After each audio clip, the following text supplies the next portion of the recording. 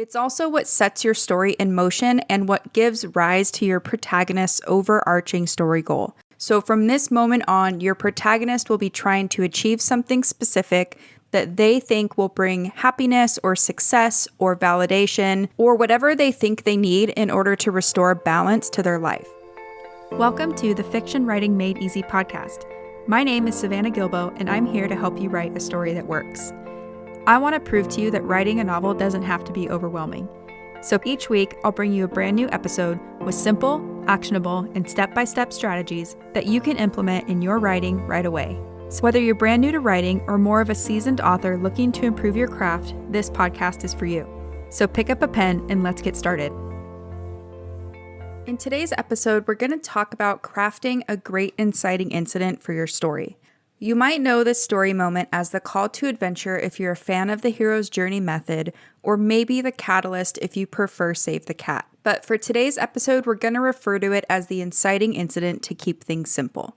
But rest assured, if you're a fan of using the hero's journey or the Save the Cat method to plot out your story, everything we're going to cover today still applies. Here's a quick preview of what we're going to cover today. First, we're going to talk about what an inciting incident is and what purpose it serves in your story. Then we're going to look at the 3 different types of inciting incidents that you can play with and how the inciting incident shows up across genres. So we've got a lot of fun stuff to talk about, and if you like story structure, then I think you're really going to like today's episode. So first, let's start off with what is the inciting incident. The inciting incident is some kind of event that occurs and upsets the balance of your protagonist's life. So it's something unexpected that makes it impossible for your protagonist to continue living their life the way they've always lived it. It's also what sets your story in motion and what gives rise to your protagonist's overarching story goal. So from this moment on, your protagonist will be trying to achieve something specific that they think will bring happiness or success or validation or whatever they think they need in order to restore balance to their life. We'll talk more about examples later, but for now, just imagine you're writing a murder mystery and a dead body has been discovered.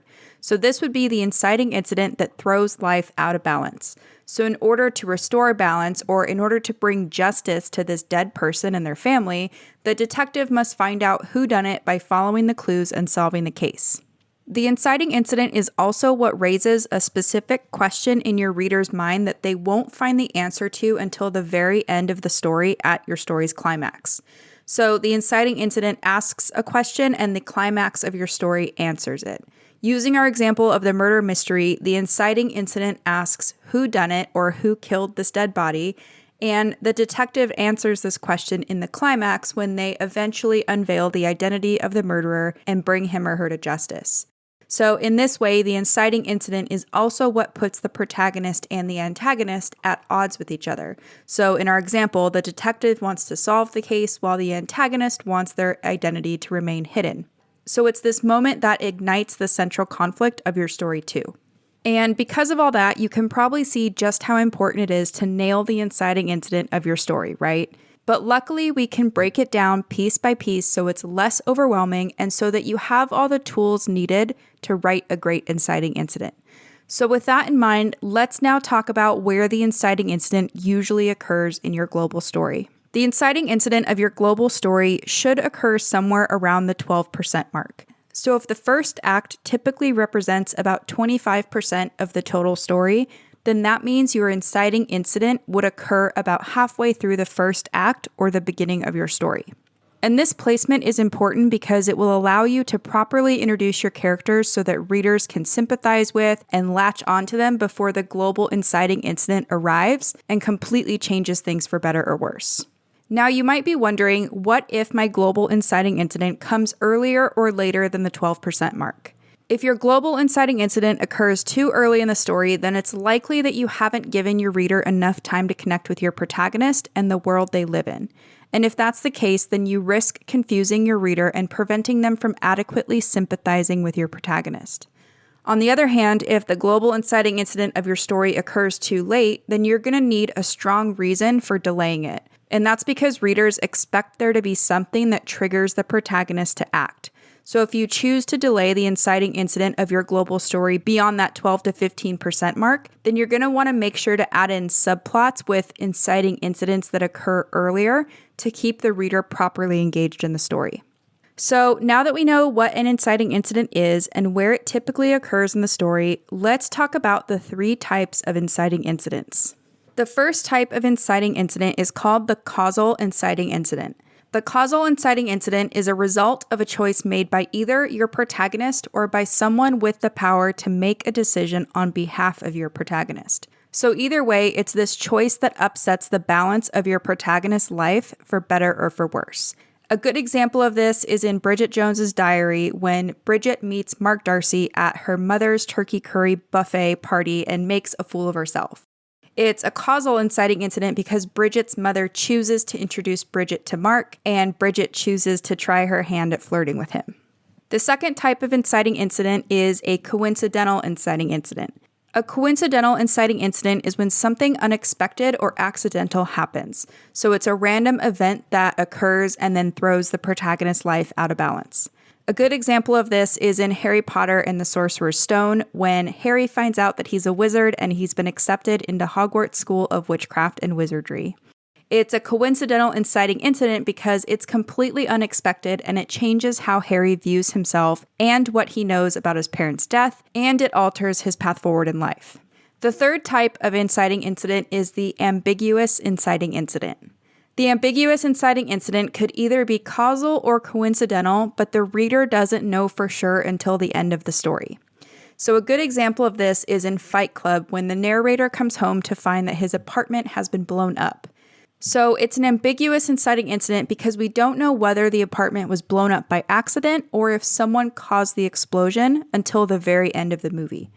Now, if you're a fan of Robert McKee's work or if you follow Sean Coyne over at the Story Grid, you might recognize these terms or these 3 different ways an inciting incident can manifest in your story. But if you're not familiar with Sean Coyne or Robert McKee, then I'm going to link to their books in the show notes for you to check out because they go into much more depth about these 3 types of inciting incidents and offer more examples as well. So now let's talk about how the global inciting incident manifests across different genres. And before I dive into the specifics, I want to remind you that I have a whole episode on genre that I will link to in the show notes in case you haven't listened to it yet. It's episode number 2, and it's all about the different genres and how to choose the right genre for your story so that you can have a roadmap of sorts to follow as you outline, write, or edit your story. So one more time, that's episode number 2, and I will link to it in the show notes for you. Now, like I was saying, the global inciting incident of a story is genre specific. So the inciting incident or what kicks off your story is most likely going to be determined by the genre you're writing in. So in an action story, the global inciting incident is usually a scene in which there's an attack or some kind of threat made by the antagonist.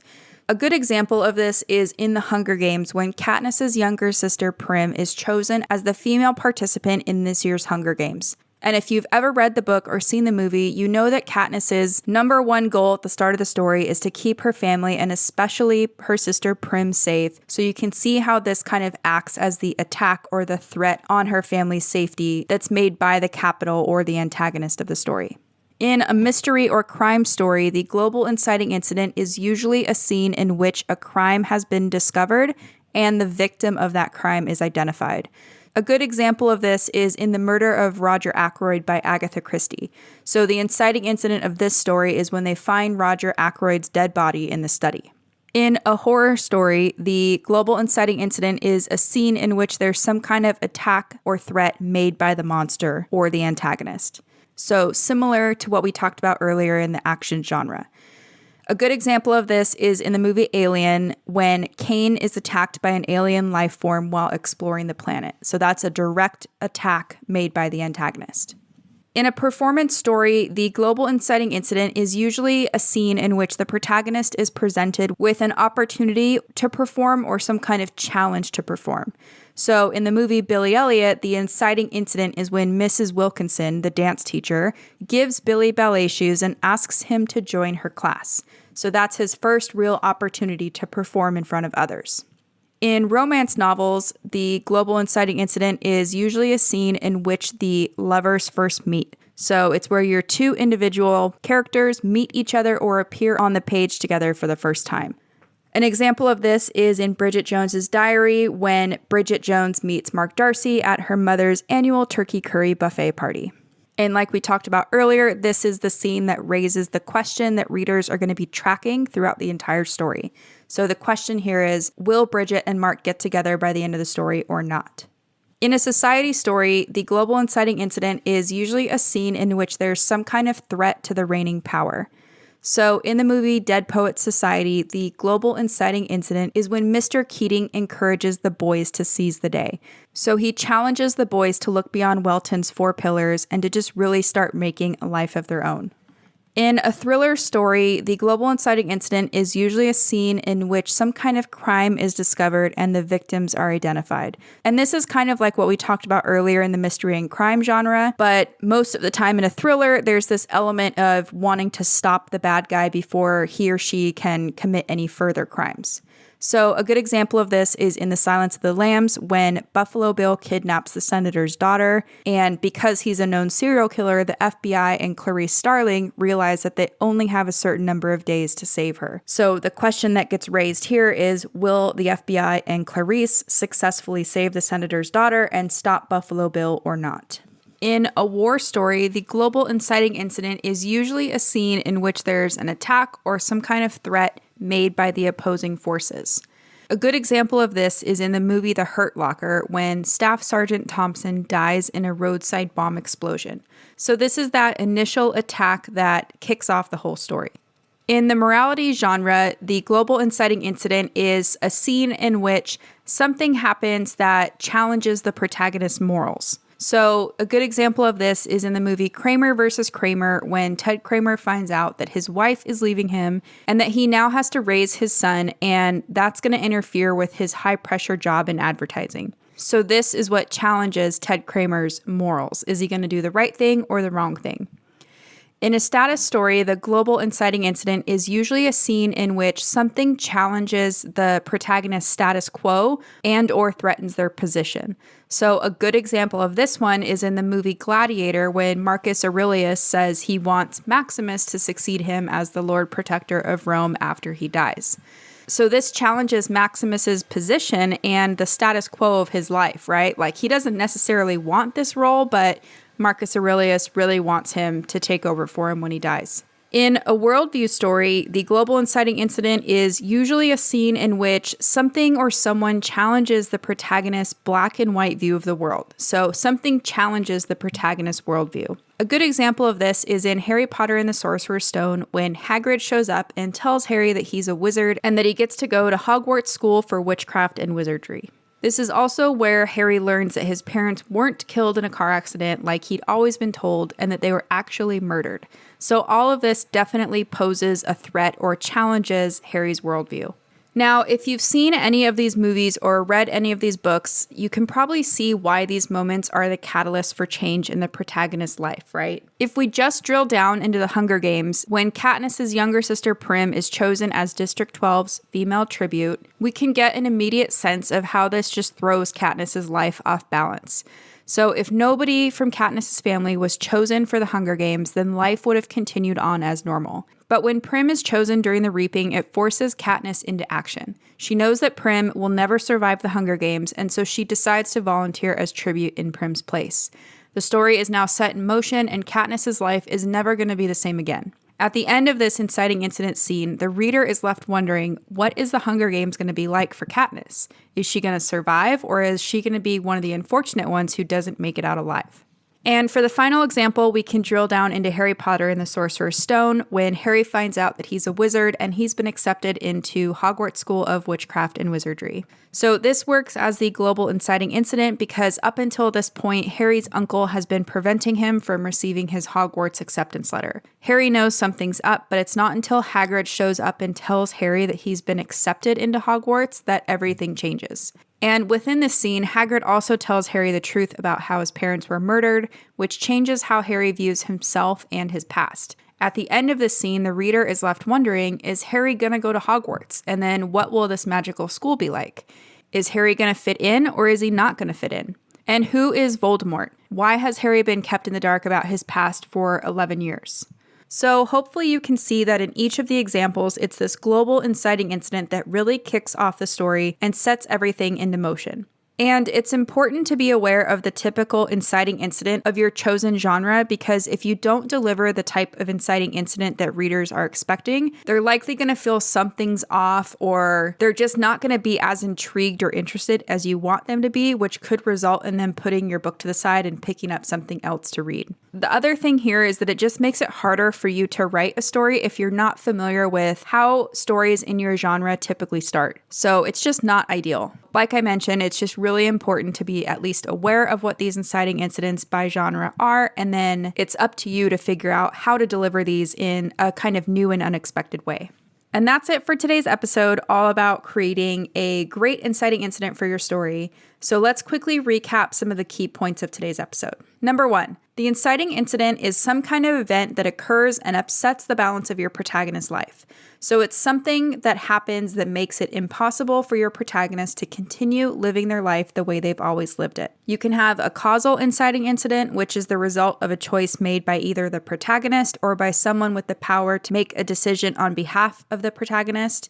You can have a coincidental inciting incident, which occurs when something unexpected or accidental happens. So it's a random event that happens and throws the protagonist's life out of balance. Or you could have an ambiguous inciting incident, which could either be causal or coincidental, but the reader won't know for sure until the end of the story.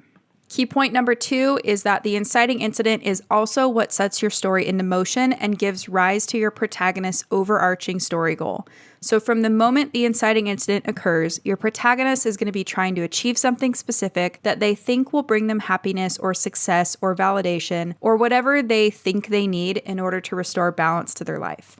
Key point number 3 is that the inciting incident is also what raises a specific question in your reader's mind that they won't find out the answer to until the very end of your story's climax. So the inciting incident asks the question and the climax answers it. Key point number 4 is that the inciting incident of your global story should usually occur somewhere around the 12% mark. So if your first act is about 25% of your total story, that means your inciting incident would need to occur about halfway through the first act or the beginning of your story. And the reason this is important is because it's going to allow you to properly introduce your characters so that the reader can sympathize with and latch onto them before the global inciting incident arrives and completely changes things for better or worse. And key point number 5 is that the global inciting incident is genre specific. So that means that the inciting incident of your global story is going to most likely be determined by the genre you're writing in. And as a bonus little tip here, I want to bring up that there's actually going to be more than one inciting incident in your story. So you're going to have that global inciting incident that kicks off the whole story, and then you're going to have an inciting incident for each act, each subplot, and each scene in your story too.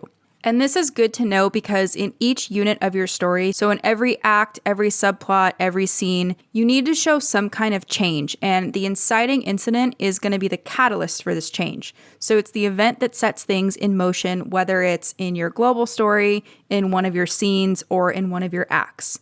If you don't have an inciting incident in each unit of your story, then your story is probably not going to work. So just something to keep in mind as you're outlining, writing, or editing your book. So that's it for today's show. As always, I want to thank you so much for tuning in and showing your support. If you want to check out any of the links I mentioned in this episode, you can find them over at savannahgilbo.com/podcast. And if you haven't done so already, make sure you subscribe to the show because there's going to be another brand new episode coming out next week. If you're an Apple user, I'd really appreciate it if you took a few seconds to leave a quick rating and review. Your ratings and reviews tell iTunes that this is a podcast that's worth listening to. And in turn, that helps this show get in front of more fiction writers just like you. So that's it for today's show. I'll be back next week with a brand new episode. Until then, happy writing.